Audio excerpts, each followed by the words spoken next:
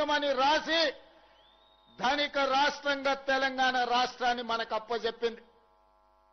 ధనిక రాష్ట్రంగా ఉన్న తెలంగాణ రాష్ట్రానికి తెలంగాణ ప్రజలు మేకవన్న పులిని చంద్రశేఖరరావును గుర్తించక గొర్రె కషాయాన్ని నమ్మినట్టుగా ఒక్కసారి కాదు 2 సార్లు తెలంగాణ రాష్ట్రానికి ముఖ్యమంత్రిగా చేసిండు. 10 ఏళ్లు 8 లక్షల కోట్ల రూపాయలు చేతికిస్తే పాలమూరు జిల్లాలో ఉన్న ఏ ఒక్క ప్రాజెక్టును కూడా ఆనాడు పండిట్ జవహర్లాల్ నెహ్రూ గారు మొదలుపెట్టిన ప్రాజెక్టు నుంచి మొదలు పెడితే జలయజ్ఞంలో డాక్టర్ వైఎస్ రాజశేఖర రెడ్డి ప్రారంభించిన ప్రాజెక్టుల వరకు ఏ ఒక్క ప్రాజెక్టును కూడా పూర్తి చేయలే. మన కష్టాలు తీరవలే, మన కన్నీళ్లు దూడవలే, మన సాగునీరు రాలే, మన తాగునీరు మనకు దక్కలే. మిత్రులారా, ఇవాళ నేను అడుగుతున్నా, ఇవాళ కొంతమంది మాట్లాడుతుండ్రు దొంగలకు సత్తులు మోసేటోళ్ళు, తిన్నింటి వాసాలు లెక్క పెట్టేటోళ్ళు, అన్నం పెట్టినోనికే సున్నం పెట్టేటోడు నిన్న మన మహబూబ్నగర్ జిల్లాలో మాట్లాడుతుండు పాదయాత్రలు చేస్తామని.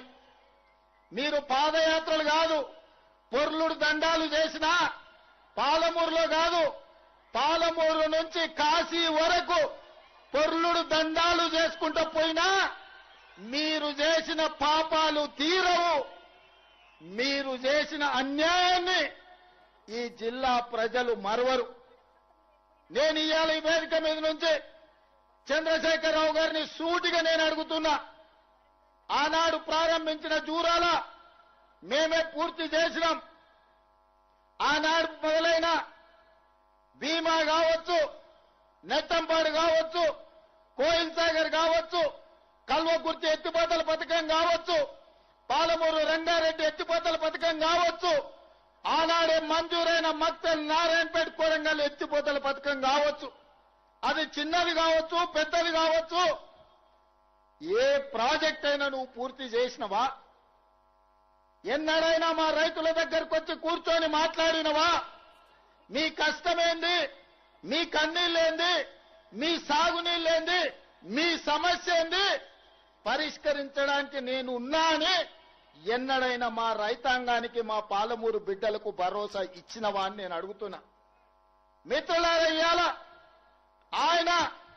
ఆయన తర్వాత ఆయన కొడుకు, ఆ తర్వాత ఆయన మనవడు రాజ్యాలు ఏలాలంట, మన దళితులు చెప్పులు కుట్టుకోవాలంట, మన ముదిరాజులు చేపలు పట్టుకోవాలంట, మన యాదవ్ సోదరులు గొర్రెలు కాసుకోవాలంట, బర్రెల్ని చూసుకోవాలంట.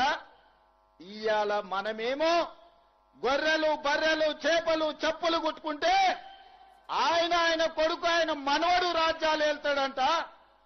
ఒక పాలమూరు జిల్లా మారుమూల ప్రాంతం నుంచి, నల్లమల్ల అడవుల నుంచి ఒక రైతు బిడ్డ 20 సంవత్సరాల క్రితం సరిగ్గా జూలై 4 తారీఖు నాడు ఇదే మిడ్జిల్ మండలానికి జడ్చల్లో వస్తున్నా అంటే నా గుండె వేగంగా కొట్టుకుంటది. 20 సంవత్సరాల క్రితం ఇక్కడనే నా మీద ఓడిపోయిన నా మిత్రుడు రబ్బానీ ఉన్నాడు. ఆనాడు రబ్బానీ మిడ్జిల్ నుంచి గెలిస్తే జిల్లా పరిషత్ చైర్మన్ చేస్తాను డాక్టర్ వైఎస్ రాజశేఖర రెడ్డి చెప్పిండు. కానీ మిడ్జిల్ మిత్రులు ఒక యువకుడు వ్యవసాయ కుటుంబం నుంచి వచ్చిండు, మా జిల్లాకి ఏమైనా చేస్తాడేమో అని ఆనాడు కప్పు శాసన గుర్తు మీద ఓటేసి జూలై 4, 2006 నాడు ఒక చిన్న మొక్క నాటిండ్రు.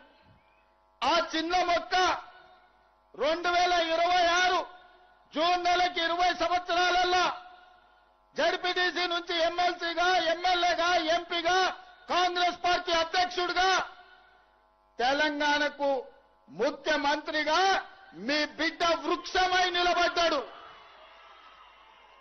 మీ బిడ్డ పాలమూరులో ఉన్న మర్రి చెట్టు ఎంతమందికి నీడనిస్తుందో ఈనాడు మీరు ఆశీర్వదించి, ఆనాడు మీరు అభిమానించి గుండెల్లో పెట్టుకొని భుజాల మీద మోసిన జడ్పీటీసీ ఈనాడు తెలంగాణ రాష్ట్రానికి ముఖ్యమంత్రి అయి మీ ముందల నిలబడ్డాడు.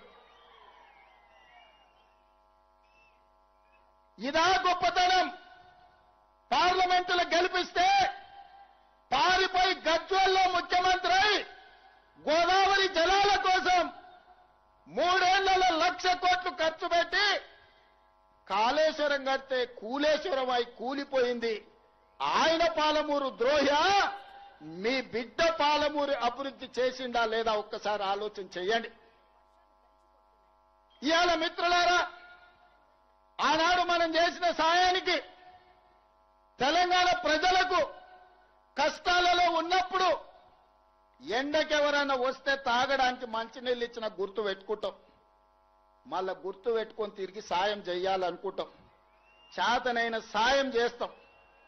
ఆనాడు రాజకీయంగా చావు బతుకుల మధ్యలో ఉన్న చంద్రశేఖర్ రావును మన జిల్లా నుంచి పార్లమెంటు పంపిస్తే 10 ఏళ్లు సంవత్సరానికి 5,000 కోట్ల రూపాయలు ఖర్చు పెట్టినా తెలంగాణలో 30 లక్షల ఎకరాలకు నీళ్లు వచ్చేటి.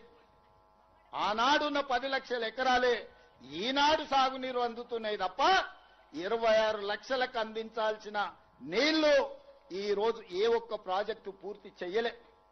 ఇవాళ అంటున్నారు మేము వస్తాం, మేము నడుస్తామని.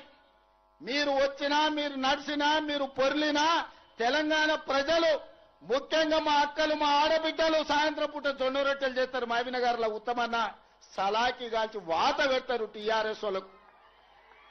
ఒక ఆయన పంచగట్టుకొని నేను వైఎస్ఆర్ అని అంటాడు.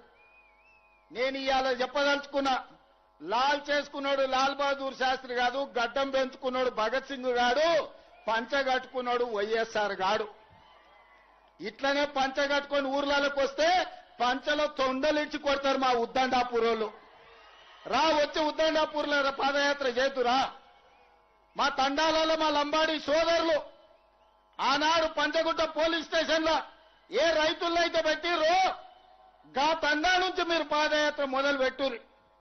మా లంబాడ సోదరులు మీ పంచలాల్లో తొండలు ఇడవకపోతే నేను చూస్తా. 10 ఏళ్లు 8 లక్షల కోట్లు. మీడియా మిత్రులారా, కేవలం సాగునీటి ప్రాజెక్టులకు 1,81,000 కోట్ల రూపాయలు చంద్రశేఖరరావు ఖర్చు పెట్టింది. గా ఉద్దండాపూర్ మునిగిపోయేటోళ్ళకి 800 కోట్లు ఇయ్యలే. వాళ్ళని పోలీస్ స్టేషన్లలో పెట్టి కొట్టించింది. అదే మనోడై ఉంటే, పాలమూరు బిడ్డ ఉంటే కొట్టించుండేటోడా, జైళ్లలో పెట్టించుండేటోడా?